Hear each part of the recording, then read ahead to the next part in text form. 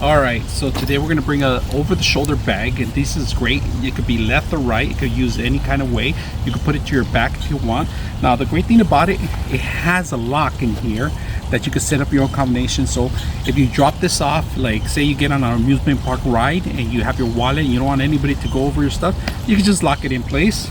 And there's a side pocket in here that you could fit other things. That I have my headphones in here that I was keeping handy.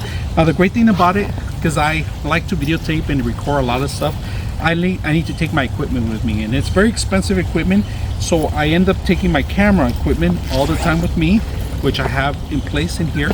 And of course I lock it in place. Plenty of room. You could set up maybe take a drink with you. A soda can fits in here, your wallet, your phones, pretty much anything. You could do hands free. Like I said, you don't have to have it to the front.